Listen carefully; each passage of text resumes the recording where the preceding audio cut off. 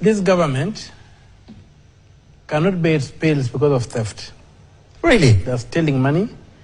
I want to give an example of my own county. The other day, my governor came with the audit report to the committee. I had raised a preliminary objection on the basis that the report that was before us was not an audit, was a PR exercise. Because from that very report, it shows that Busia has lost $4 billion shillings out of 8.6 billion. And the figures are there. When you go like something like on pending bills, if you look at that statement of accounts, yes. When you put it, when the way it is on paper, it's reflecting pending bills of 1.9 billion.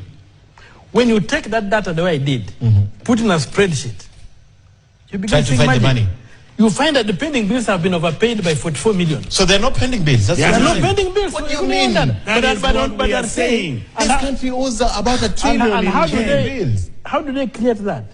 They go and declare income. Thank you. They don't declare on-source revenue. They don't declare cash carried forward. Yeah. They don't declare grants. They only declare the money they got from the national government. Yes. Then they use that to compute and create a fictitious deficit.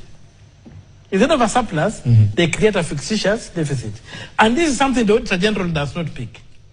No, that's why I said I wanted Nancy, the Auditor General, to sit in the committee. We interrogate her on the audit report for Busia. And I want to ask her at the end of the day, does she still want to keep her job as the Auditor General, or do we fire her?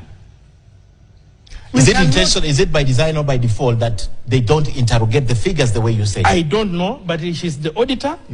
You're throwing it back to her. My leader, if that was a case of a patient and a doctor, what would you do? Good question. So, when the Auditor General cannot audit, and I'm giving an example of my county, because when they report, first of all, I tried to get source documents from the governor. They refused. I tried to go to court. They even unleashed goons on me. They smashed my car with rocks. The case had to be moved to Nairobi. In May, the case was moved to Nairobi for the CJ to empanel a bench.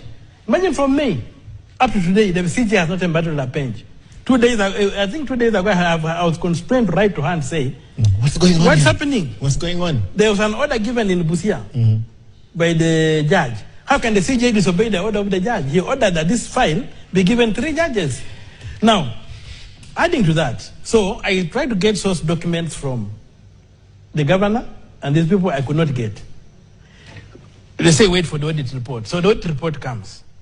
I begin interrogating it, using their own figures, the way they have put there.